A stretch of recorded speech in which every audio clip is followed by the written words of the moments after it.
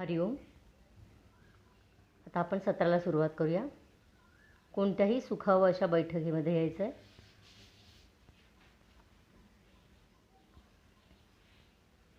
डोळे बंद, पापण्या हलकेच बंद ठेवायच्या. स्वस्थ शरीर, शांत चेहरा, पाठकणा नैसर्गिक स्थितीत पण तणावरहित. सगळं लक्ष आपल्या श्वासाकडे. आपलं मन आपण साधनेसाठी अनुकूल बनवत आहोत.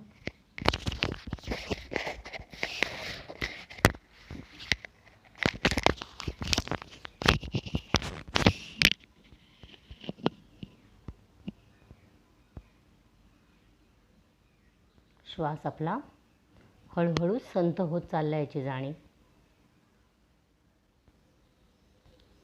श्वासाची गती कमी, त्याच्यावर आपल्या मनातील विचारांची गतीही कमी कमी होत चालली.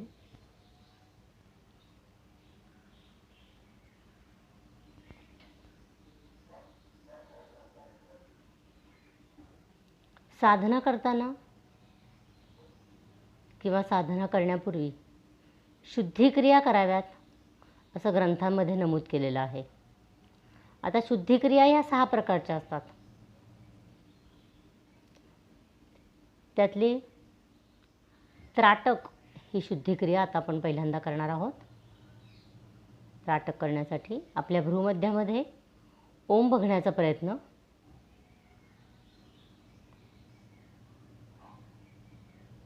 त्या ओमवर कॉन्सन्ट्रेशन करायचं आहे. ओमचा आकार, उकार, मात्रा, वेलांटी, अनुस्वार, 3.5 मात्रांचा बनलेला ओम. ओमचेच विचार, ओमचंच मनन, मनातल्या मनात ओमचाच जप.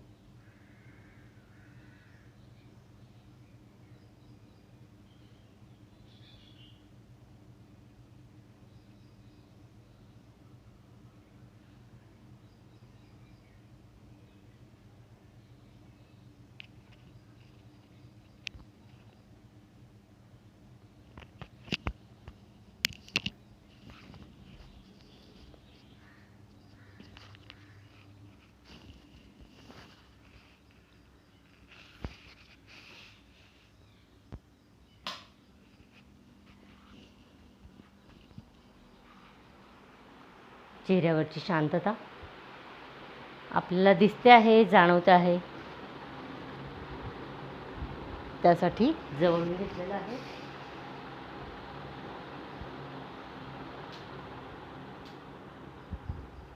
या पद्धतीने आपण हळूहळू शांत झालो आहोत. आता आपण ओमच्या उच्चारणासाठी आपला असलेला श्वास पूर्णपणे सोडून द्यायचा आहे. दीर्घ श्वास भरून घ्यायचा आहे. उच्चार उच्च पट्टीतला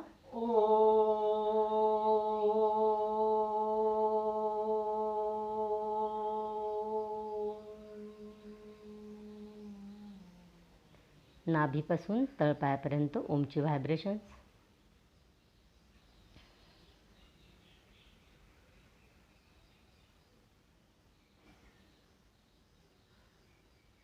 मध्यम पट्टीतला उच्चार.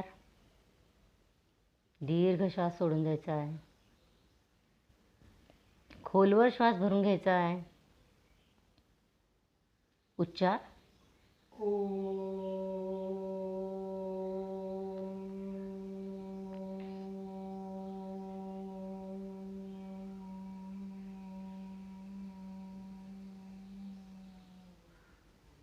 नाभीपासून खांद्यापर्यंत आणि दोन्ही हातांमध्ये ओमची कंपनं.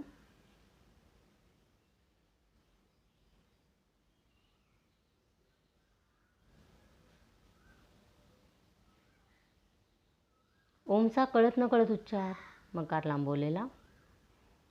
दीर्घ श्वास सोडून द्यायचा आहे. खोलवर श्वास भरून घ्यायचा आहे. उच्चार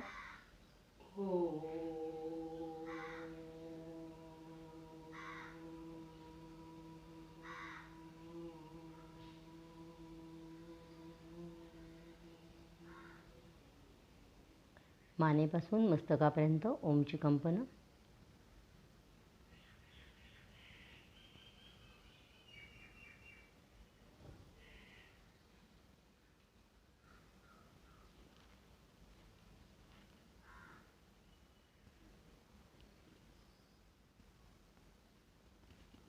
ओमचा सर्वात महत्त्वाचा उच्चार मानसिक.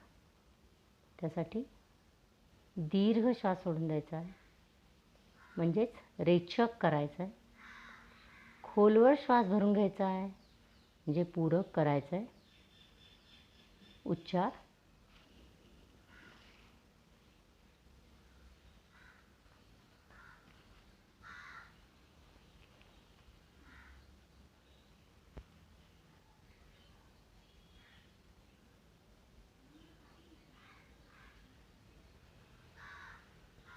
आंतरिक जाणीव.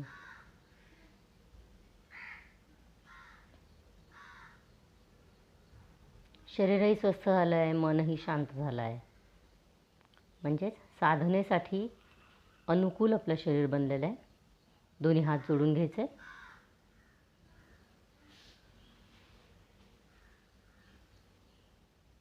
बघा, हाताचा अंगठा आपल्या हृदयाजवळ. आपले मनगटापासून कोपरापर्यंतचा हात आहे तो जमिनीला समांतर आहे. पोश्चरल अवेअरनेस. आपण व्यवस्थित पोश्चर घेतलेलंच आहे. आपली हनुवटी जमिनीला समांतर आहे. प्रार्थना म्हणणार आहोत आपण.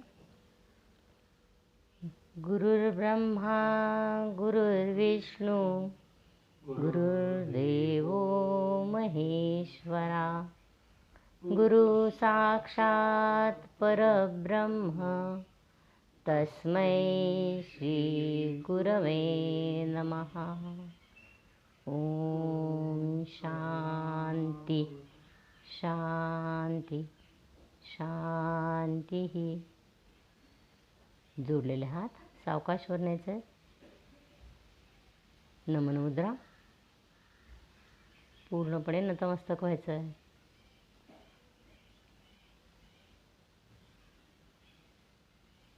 आता यांचं कपाळ जमिनीला लागतं आहे, ठीक आहे, पण आपलं लागलं नाही तरी जिथपर्यंत आपण सुखावपणे वाकू शकू तेवढंच वाकायचं आहे. शरीराची आटाकिटी करायची नाही आहे.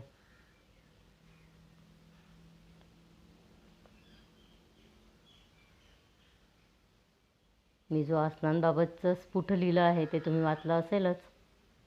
ती आपली या साधनेची पूर्वतयारी म्हणूनच त्याच्याकडे लक्ष द्या. सावकाश मध्यभागी.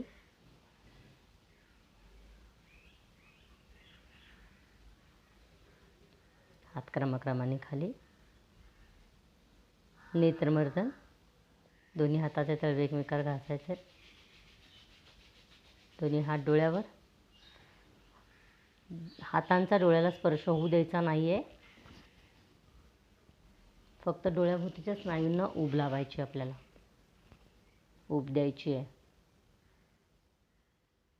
हात सावकाश खाली. श्वसन मार्गशुद्धी एकेका नाकपुडीने करायची आहे. प्रथम डाव्या नाकपुडीने उजवी नाकपुडी बंद केली अंगठ्याने. डावी किंचित उचलून घेतली आहे. सुरू.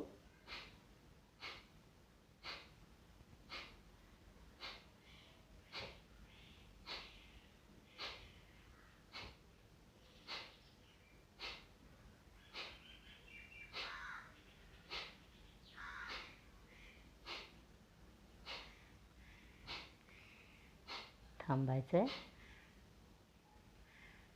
दुसऱ्या बाजूने.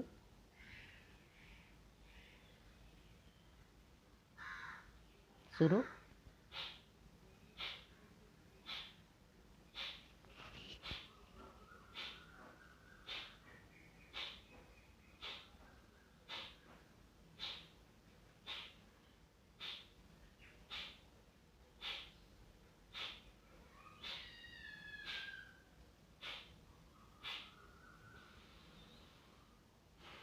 आंतरिक जाणीव.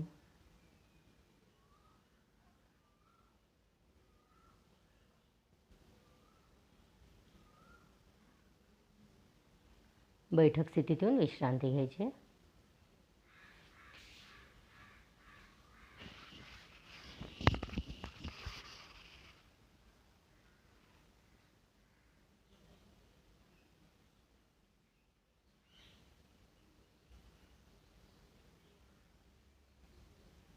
आज आपण ध्यानोपयोगी आसने किंवा आपल्याला आसनामध्ये ज्या विविध प्रकारे, जे उदाहरणार्थ पद्मासन असेल, स्वस्तिकासन असेल, वज्रासन असेल, असं ज्या विविध प्रकारे पोझिशन्स घ्याव्या लागतात त्या आपण आधी बघूया.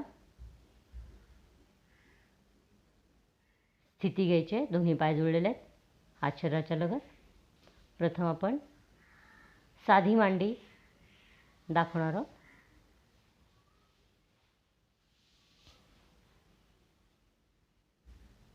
बघा, साधी मांडी म्हणजे आपण फतकल घातल्याप्रमाणे बसलो आहोत. त्यामुळे काय होत आहे, आपला पाठकणा तर समस्थितीत राहिलेलाच आहे. आपली बैठक पक्की झालेली आहे. त्यालाच सुखासन असंही म्हणतात. हे सुखासन अतिशय सोपं आणि अतिशय कम्फर्टेबल, सुखावह असं आहे.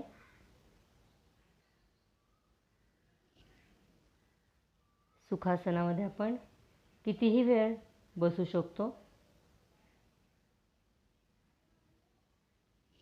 त्याचप्रमाणे शारीरिक आणि मानसिक कोणत्याही प्रकार शारीरिक आणि मानसिक आपण याच्यामध्ये बॅलन्स साधू शकतो. कोणत्याही प्रकारे ताण न घेता किंवा दुःख न होता.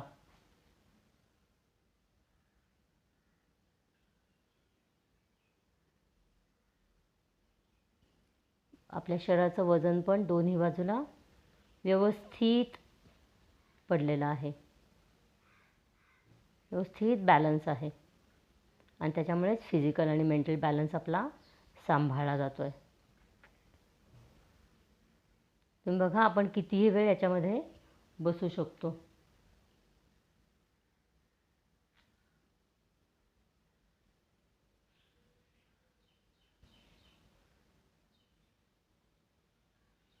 सावकाश स्थिती सोडायची, बैठक स्थितीत येऊन विश्रांती घ्यायची आहे.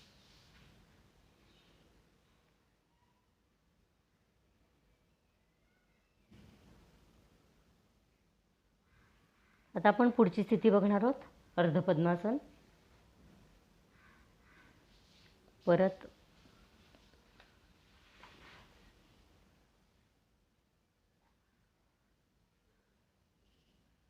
ज्यांना सायटिकाचा किंवा गुडघ्याचा प्रॉब्लेम असेल त्यांनी हे आसन करायचं नाही.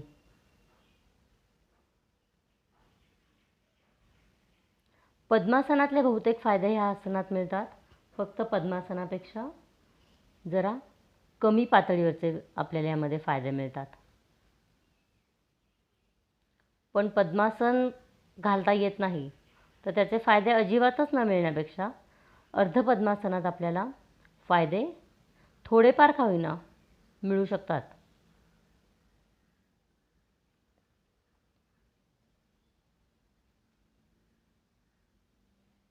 आसन सोडायचं आहे, बैठक स्थितीत यायचं आहे, विश्रांती. तर तुम्हाला माहिती आहे, विश्रांतीच्या काळात आपण प्रत्येक आसनामध्ये काय फरक पडला आहे ते बघत असतो. आपल्या आतमध्ये काय काय घडलं आहे का काही घडलं नाही आहे, आसनाचा काही परिणाम झाला आहे नाही झाला आहे, दाब आला आहे ताण आला आहे, हे आपण सगळं बघत असतो. आता आपण पुढचं पोश्चर घेणार आहोत, पद्मासन. ह्याला लोटस पोज असंही म्हणतात.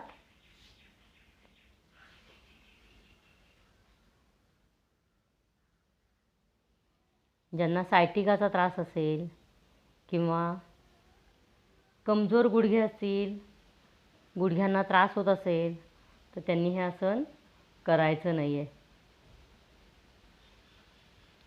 जोपर्यंत आपले गुडघे लवचिक बनत नाही आहेत तोपर्यंत पण आपण ह्या आसनाचा प्रयोग करायचा नाही आहे.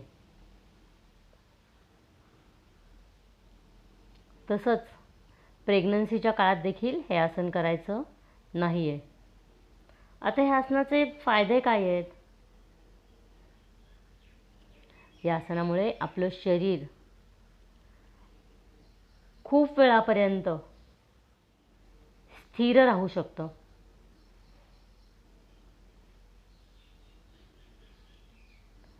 पाय आपले पायाचे काम करतात, म्हणजेच फाउंडेशनचे काम करतात, आणि त्याच्यावरती आपलं धड आणि आपलं मस्तक स्थिर एखाद्या खांबाप्रमाणे राहू शकतं. अर्थात शरीर शांत झालं की मनही शांत होणार आहे.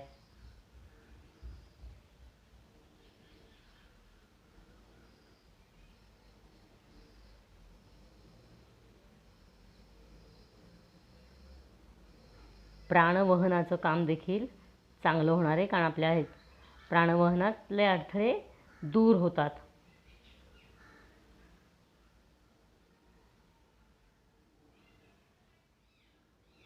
ह्या पोश्चरमुळे आपले जे कमरेचे स्नायू आहेत, ते आपल्या कमरेच्या जवळचा जे मणके आहेत त्या मणक्यांवर थोडंसं प्रेशर येतं, आणि त्यामुळे आपले नर्वस सिस्टीम पूर्णपणे रिलॅक्स होते.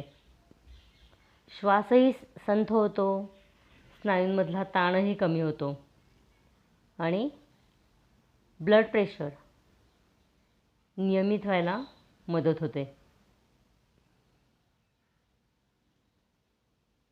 पायाकडे धावणारा जो रक्तपुरवठा असतो तो पोटाकडे वळवला जातो, आणि त्यामुळे आपली पचनाची स्थिती सुद्धा सुधारली जाते. सावकाश आसन सोडायचं आहे. बैठक स्थितीत विश्रांती घ्यायची.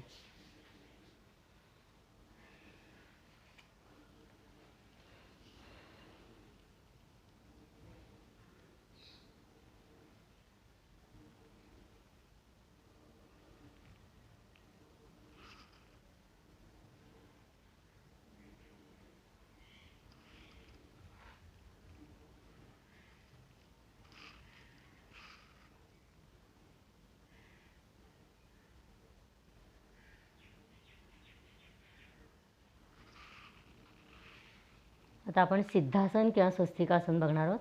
दोन्ही पाय जुळवून घ्यायचे आहेत, दोन्ही हात शरीरालगत. प्रथम उजवा पाय फोल्ड करून त्याची टाच आपल्या डाव्या मांडीजवळ लावायचे. डावा पाय फोल्ड करायचा आहे, उजव्या पायाखाली घालायचा आहे, आणि आपल्या हातांच्या मदतीने आपले अंगठा वर आणण्याचा प्रयत्न. बघा, आपल्या दोन्ही टाचा एकमेकांना चिकटलेल्या आहेत, आणि हात आपले द्रोणमुद्रेत, ज्ञानमुद्रेत, जसे आपल्याला सुख वाटतील त्याप्रमाणे ठेवायचे आहेत.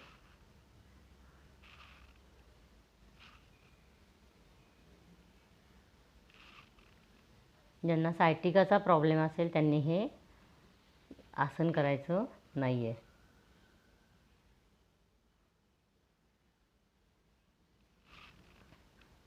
सिद्धासनामुळे आपली नर्वस सिस्टीम चांगल्या प्रकारे ॲक्टिवेट होते, आणि आपली एनर्जी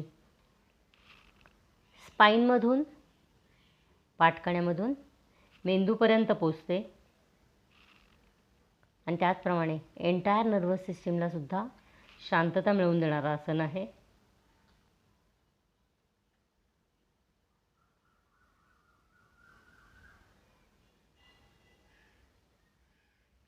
चक्रांचे पण काय काय फायदे होतात या आसनांमध्ये, पण ते आत्ता आपण बघणार नाही आहोत. ज्यावेळेला आपण चक्र शिकू त्यावेळेला आपण ते फायदे बघूया.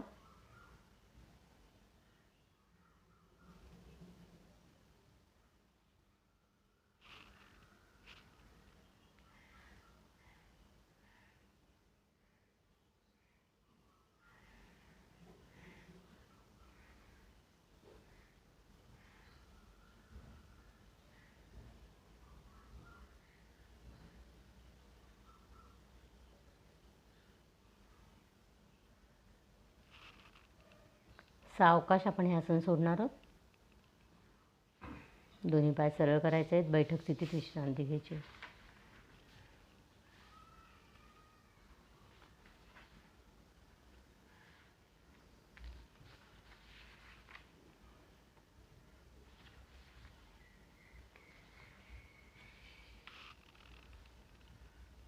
आता आपण विधिवत वज्रासन घालणार आहोत. दोन्ही पाय जुळून घ्यायचे आहेत, दोन्ही हात शरीरालगत.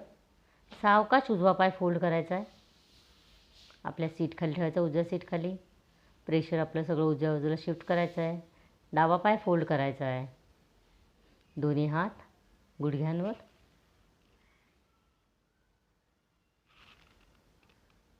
जेवणानंतर करायचं एकमेव आसन आहे हे.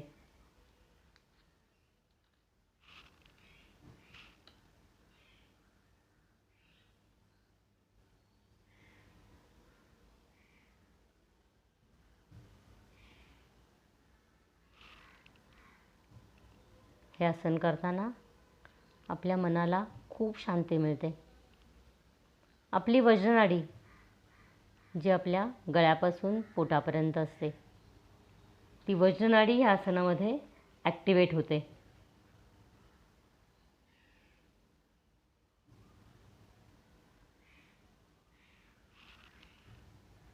आपल्याला जर पचनाचे खूप प्रॉब्लेम असतील तर जेवल्यानंतर या आसनात बसायचं आणि उदरश्वसन 100 ते 125 वेळेला करायचं. आता हे करायचं कोणी नाही तर ज्यांना गुडघेदुखीचा त्रास असेल त्यांनी हे आसन करायचं नाही. सुरुवातीला आपल्याला असं वाटतं की बाबा आपल्या घोट्यांवर पण ताण येतो आहे, तर त्यावेळेला आपली सीट आणि आपलं घोटे याच्यामध्ये जर आपण एखादी चादरीची घडी किंवा बारीक पातळशी उशी ठेवली तर आपल्याला हे आसन खूप वेळ घालता येतं. किंवा आपले जे घोटे आहेत त्या घोट्यांच्या खाली जरी सुद्धा एखादी चादरीची पातळ घडी ठेवली, टॉवेलची घडी ठेवली, तरीही आपण ह्या आसनामध्ये खूप वेळ बसू शकतो. हे आसन, या आसनाचे फायदे खूप आहेत.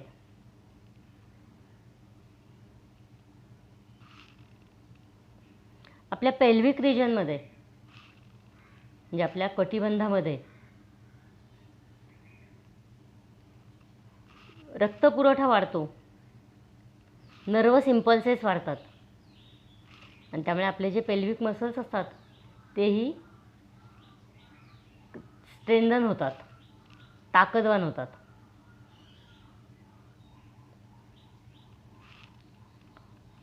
ज्यांना हर्निया असेल किंवा हर्निया होऊ नये असं वाटत असेल त्यांच्यासाठी हे प्रिव्हेंटिव्ह आसन आहे. तसंच पाईल्सचा ज्यांना त्रास असतो त्यांनाही या आसनाचा खूप फायदा होतो. आपले जे सेक्शुअल ऑर्गन्स आहेत, जेनायटल्स आहेत, त्यांना मिळणारा ब्लड फ्लो कमी होतो.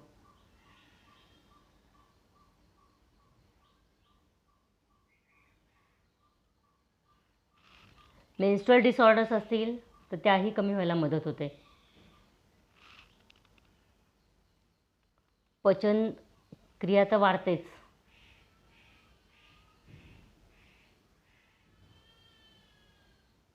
की आपल्याला हायपर ॲसिडिटी किंवा पेप्टिक अल्सर वगैरे सारखा त्रास असेल, जे असे काही जर पोटाचे विकार असतील तर ते पोटाचे विकारही वज्रासनामुळे बरे होतात. तर वज्रासनातलं सगळ्यात महत्त्वाची गोष्ट म्हणजे काय, तर हे ध्यानात्मक स्थितीतलं अतिशय महत्त्वाचं आसन आहे. कारण का, तर आपलं शरीर पूर्णपणे स्थिर राहतं, पूर्णपणे इरेक्टेड असतं आणि त्यामुळे आपल्याला काय बेस्ट मेडिटेशन पोश्चर असं या आसनाला म्हटलं जातं. वज्रनाडीमुळे आपला सुषुम्नातला प्राणप्रवाह सुधारतो आणि आपली जी सेक्शुअल अर्ज असते किंवा सेक्शुअल एनर्जी असते ती आध्यात्मिक कारणासाठी वापरली जाते. आपण सावकाश हे आसन सोडायचं आहे. बैठक स्थितीतून विश्रांती घ्यायची आहे. विश्रांतीच्या काळात आपल्या आतमध्ये जे काय काय घडलं आहे ते सगळं बघण्याचा प्रयत्न.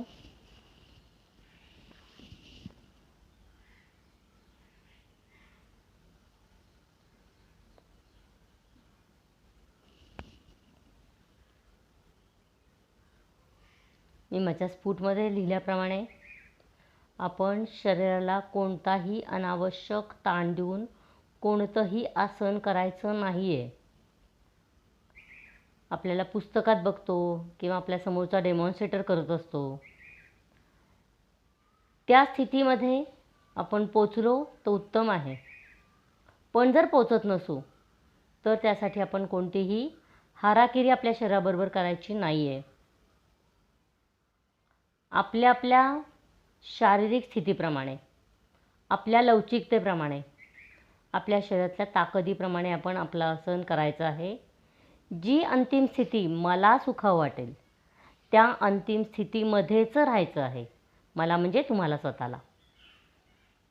दुसऱ्या कोणाबरोबरही आपण कुठलीही कंपॅरिझन करायची नाही आहे. मी माझं आसन, माझी स्थिती हे माझ्यासाठी आनंदीदायी असलं पाहिजे, एवढाच एक विचार आपल्याला मनात ठेवायचा आहे. आता आपण सावकाश दंडस्थितीत येणार आहोत. आपण सूर्यनमस्कार बघणार आहोत.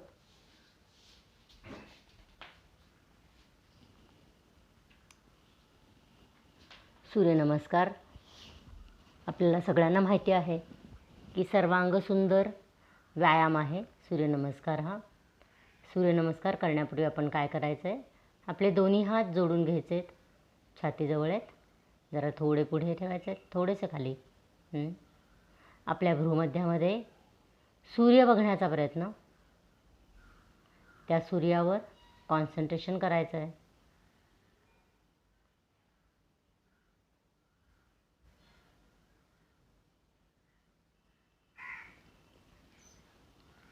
आपण 2 सूर्यनमस्कारांनी सुरुवात करणार आहोत. फक्त त्याच्या आधी मी जी माहिती सांगते ती आपण ऐकूया. सूर्यनमस्कार करताना बीजमंत्रांचा वापर करून आपल्याला सूर्यनमस्कार घालायचे आहेत. बीजमंत्र म्हणजे कुठले? राम, रीम, रूम, रहीम, रोम, रहा. या प्रत्येक बीजमंत्र म्हणताना आपण आपल्या भ्रूमध्यामध्ये कॉन्सन्ट्रेशन करून आपल्या पोटाला आतल्या बाजूने झटका देऊन हा बीजमंत्राचा उच्चार करायचा आहे. तसंच सूर्याची जी 12 नावं आहेत ती सूर्याची 12 नावं घेत घेत आपण सूर्यनमस्कार घालायचे आहेत. सूर्यनमस्कार करताना आपण ज्या प्रत्येक वेळी पुढे वाकू त्या प्रत्येक वेळी श्वास सोडायचा आहे. जेव्हा आपण साष्टांग नमस्कार घालतो 6व्या आकड्याला, आपण 12 आकड्याचे करणार आहोत, जेव्हा 6व्या आकड्याला आपण साष्टांग नमस्कार घालतो तेव्हा श्वास घेऊन श्वास बाहेर सोडून द्यायचा आहे. सुरुवात करूया. मी पहिल्यांदा बीजमंत्र म्हणते. ओम ह्रां मित्राय नमः. 1 श्वास सोडून द्यायचा आहे. 2 श्वास भरून घ्यायचा आहे, जेवढं मागे झुकता येईल तेवढं मागे झुकायचं आहे. 3 श्वास सोडून द्यायचा आहे, पुढे झुकायचं आहे. 4 मागे जायचं आहे, श्वास भरून घ्यायचा आहे, मान मागे. 5 श्वास सोडून द्यायचा आहे. 5 मध्ये आपल्याला 2 स्थित्या करता येतात, पर्वतासन पण करता येतं आणि हे असं स्लांटिंग केलं हेही करता येतं. 6 श्वास बाहेर सोडून द्यायचा आहे, बाहेरच श्वास सोडलेल्या स्थितीत होल्ड करायचा आहे. 7 श्वास भरून घेऊन वर यायचं आहे. 8 पर्वतासन, श्वास सोडून दिलेला आहे. 9 श्वास भरून घेत आहे. 10 दुसरा पाय जवळ. 11 श्वास भरून घ्यायचा आहे. 12 श्वास सोडायचा आहे.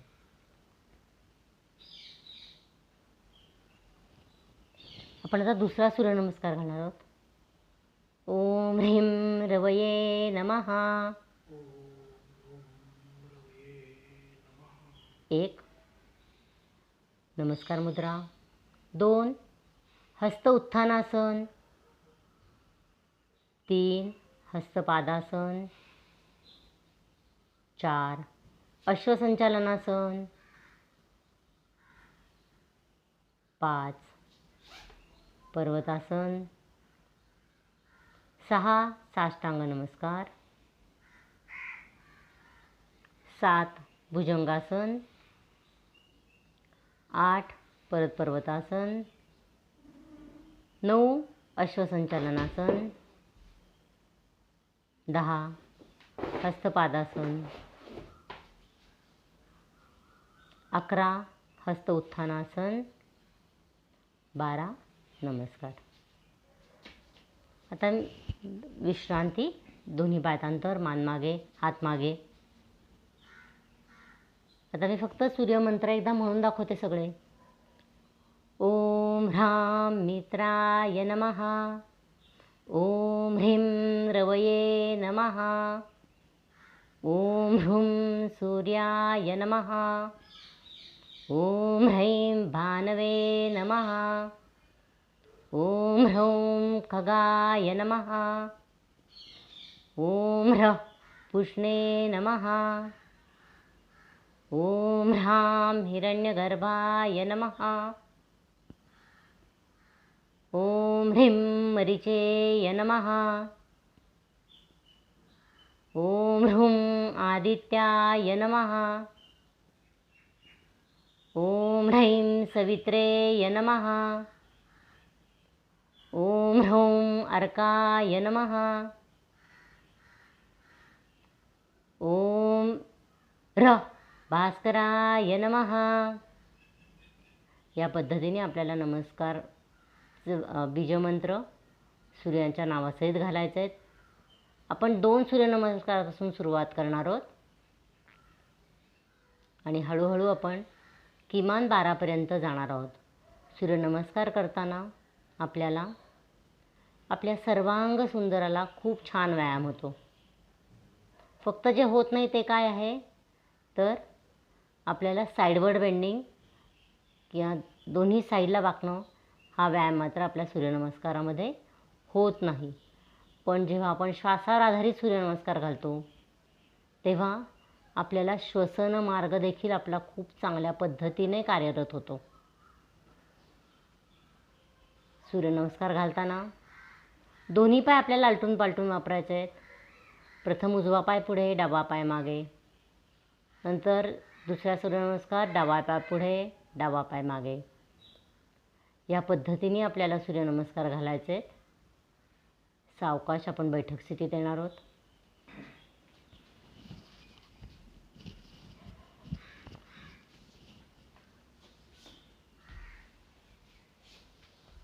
आता मी मगाशी दाखवल्यापैकी कुठल्याही ध्यानात्मक स्थितीत आपण बसणार आहोत, जे आपल्याला सुख वाटेल त्याप्रमाणे. आपण जाणीवपूर्वक दीर्घ श्वसनाचा अभ्यास करणार आहोत. हाताची ज्ञानमुद्रा घेतली तर जास्त चांगलं. ज्ञानमुद्रेमुळे आपण जेव्हा तर्जनी आणि अंगठ्यांची टिप्स एकमेकाला जोडलेली आहेत. ध्यानात्मक आसनात बसल्यामुळे आपला पाठकणा पूर्णपणे स्थिर आणि सुखाव पद्धतीत आहे. मग अशी मी सांगितल्याप्रमाणे आपला जो काही प्राणाचं जे वहन आहे ते वहन सर्वत्र नीट व्यवस्थित होतं आहे. आपण जाणीवपूर्वक दीर्घ श्वसन करणार आहोत. पहिली 5 आवर्तनं आपल्या मनाप्रमाणे करून घ्या. नंतरच्या आवर्तनात मी सांगते त्याप्रमाणे आपण आवर्तन करूया.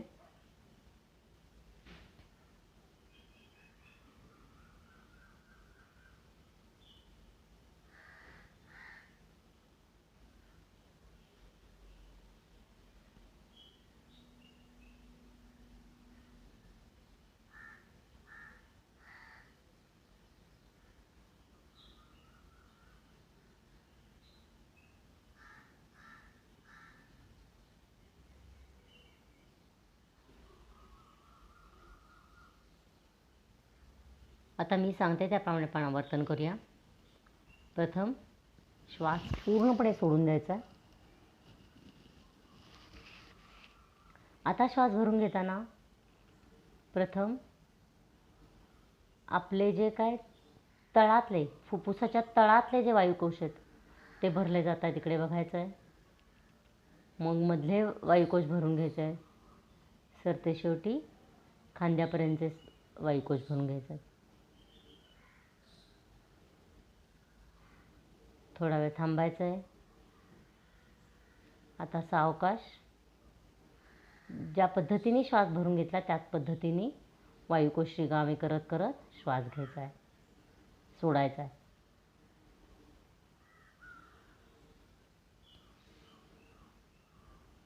परत 5 आवर्तनं करूया.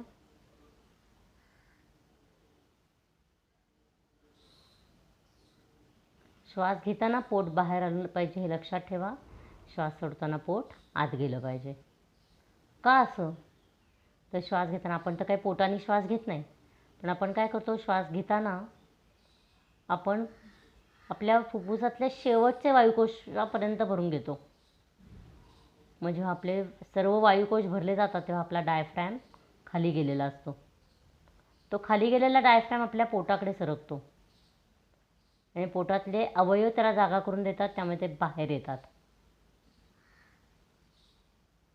आणि जेव्हा आपण श्वास सोडतो तेव्हा वायुकोश तेव्हा डायफ्रॅम परत वरती खेचला जातो आणि आपलं पोट आतमध्ये जातं. म्हणजे तुमच्या लक्षात येईल की साध्या दीर्घ श्वसनाच्या प्रयोगाने सुद्धा आपल्या पोटातील जे काही अवयव आहेत, पचनसंस्थेशी संबंधित, जसं की आपलं जठर असेल, आपले लिव्हर असेल, स्वादुपिंड असेल, लहान आतडी असेल, ह्या सर्व अवयवांना मृदुमर्दन मिळतं.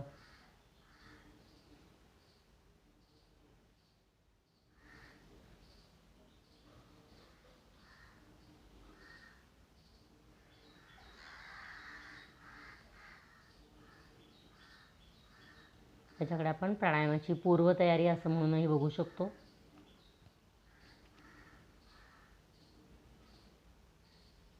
दीर्घ श्वसनात पण श्वासाची गती कमी होणारच आहे. ज्ञानमुद्रा केल्यामुळे काय होतं, तर आपल्या शरीरातील जी काय एनर्जी तयार होते ती आपल्या शरीरातच फिरती राहते. ज्ञानमुद्रेचा आणखीन एक अर्थ पण असा पण आहे की 2 बोटं आपण जोडलेली आहेत, म्हणजे तर्जनी आणि अंगठा, पण आपली 3 बोटं सरळ आहेत. म्हणजे सत्ता, मत्ता, वित्त हे सगळं आपण बाहेर ठेवतो आहे. म्हणजेच आपण आपली साधना आपल्या स्वतःसाठी, मी कोण आहे हे विसरून, मी आहे हे लक्षात ठेवून आपण ही साधना करतो. ज्ञानमुद्रा, एवढी छोटीशी दिसणारी ज्ञानमुद्रा आपल्याला एवढा मोठा अर्थ सांगते.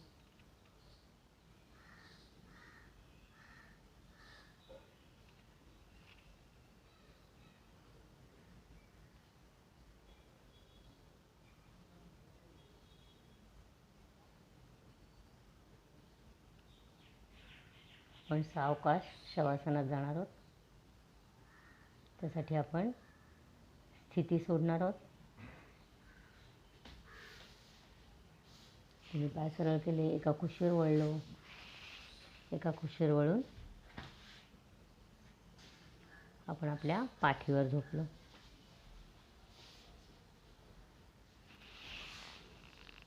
जाणीवपूर्वक शवासन आपण करणार आहोत.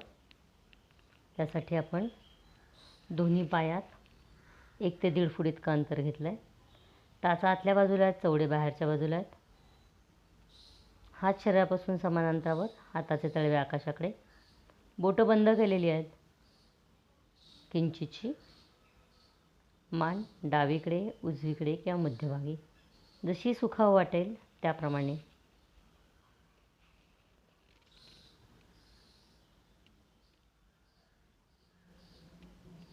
संपूर्ण शरीर पूर्णपणे रिलॅक्स अवस्थेत पोहोचलेलं आहे.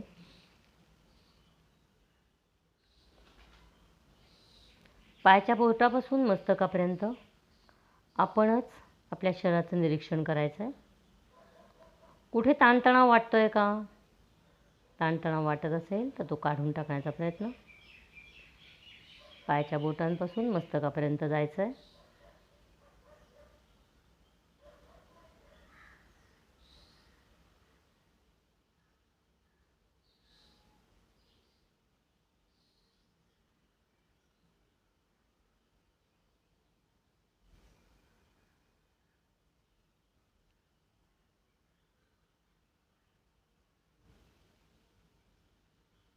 पायाच्या बोटांपासून मस्तकापर्यंत संपूर्ण शरीर पूर्णपणे शांत, शिथिल, रिलॅक्स.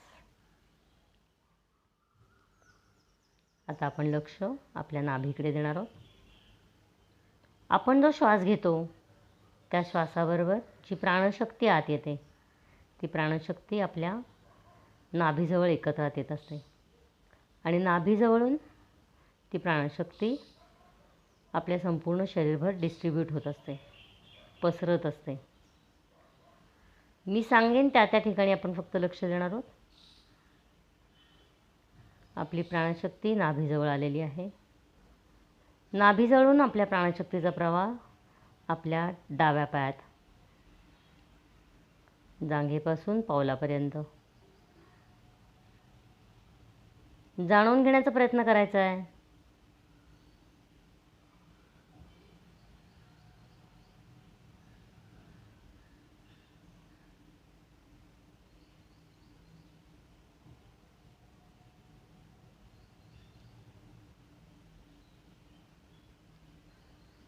परत एकदा नाभीजवळ यायचं आहे.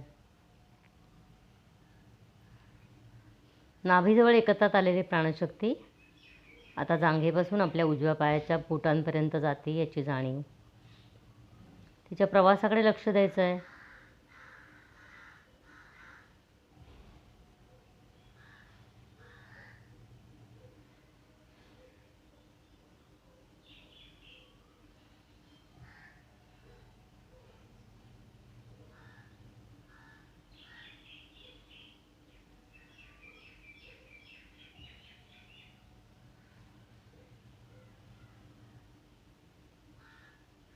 परत एकदा आपली जाणीव नाभीजवळ. आज आपल्या प्राणशक्तीचा प्रवास आपल्या नाभीपासून उजव्या हातापर्यंत, उजव्या हाताच्या बोटांपर्यंत जातो आहे.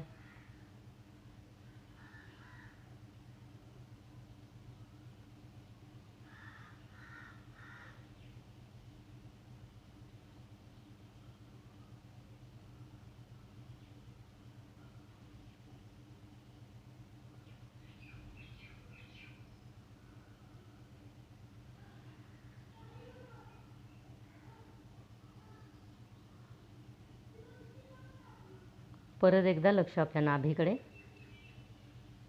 आपली प्राणशक्ती नाभीपासून आपल्या मस्तकापर्यंत प्रवास करते आहे. त्याचा मागोवा घ्यायचा आहे.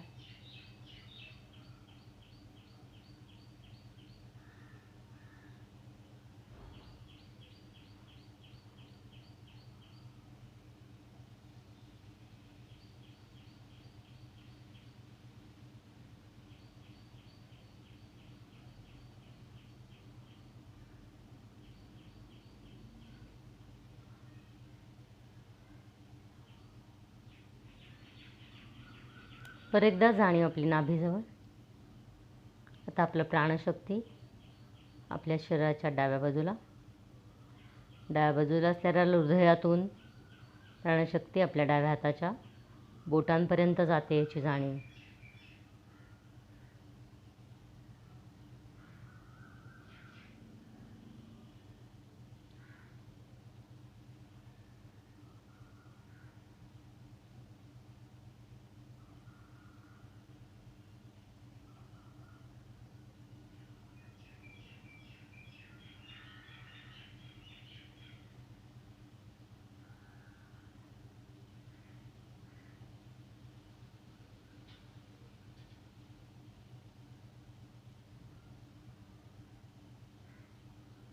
आता आपली जाणीव आपल्या संपूर्ण शरीराकडे, आपल्या संपूर्ण शरीरभर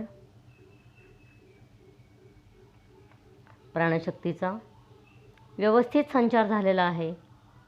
कुठेही त्याच्यात अडथळा आलेला नाही आहे. त्यामुळे शरीरातील पेशी आणि पेशी प्राणशक्ती मिळाल्यामुळे व्यवस्थित कार्यरत झाली आहे, उत्साही झाली आहे, आनंदी झाली आहे. मनही आपलं अतिशय उत्साही आनंदी झालेलं आहे. आपलं शरीर आणि मन या आनंदाच्या प्रसन्नतेच्या झुल्यावर झुलतं आहे. अशा वेळी आपल्या मनाला आपल्या संकल्पाची आठवण करून द्यायची आहे. मी नियमित योग साधना करीत आहे, करीत राहीन. त्यामुळे माझे मानसिक, भावनिक, शारीरिक, आध्यात्मिक, सामाजिक आणि बौद्धिक आरोग्य उत्तम राहणार आहे. हा संकल्प आपल्या अंतर्मनापर्यंत पोचवायचा आहे.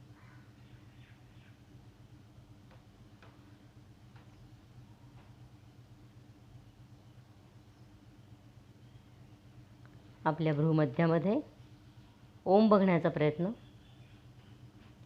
त्या ओमला मनोमन वंदन करायचं आहे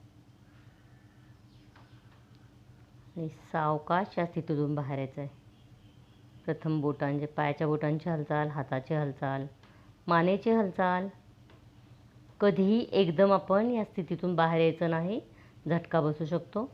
दोन्ही हात डोक्याच्यावर ताणून घेतलेत, सावकाश खाली आणून रिलॅक्स केलेत. एका कुशीवर डाव्या कुशीवर वळलो आहे. चेहऱ्यावर आपलं एक हलकंसं स्मित घेतलेलं आहे आपण. धरती मातेच्या मांडीवर निवांत पहुडलो आहोत.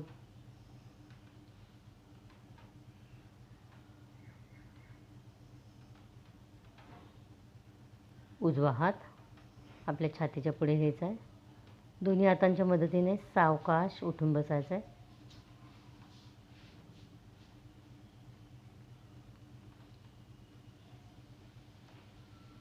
या स्थितीची अनुभूती घ्यायची आहे.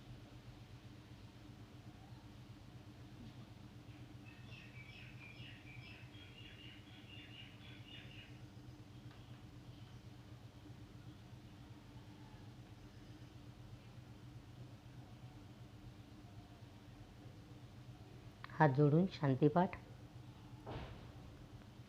ओम पूर्णमद पूर्णमिदं पूर्णात् पूर्णमुदच्यते पूर्णस्य पूर्णमादाय पूर्णमेवावशिष्यते.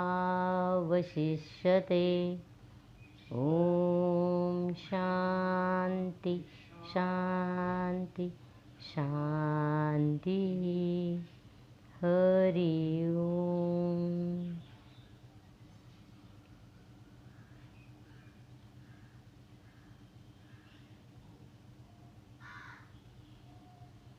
दोन वेळेला प्रयत्नविरहित प्रणवोच्चार.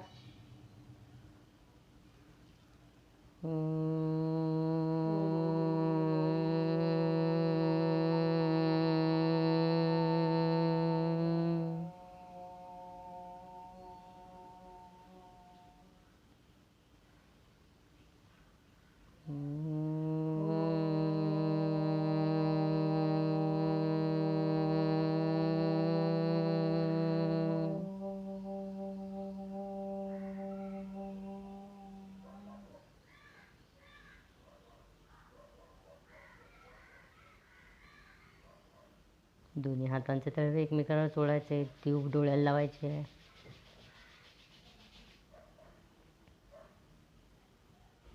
तोच हात आपल्या संपूर्ण चेहऱ्यावरनं व शरीरावरनं फिरवायचा आहे.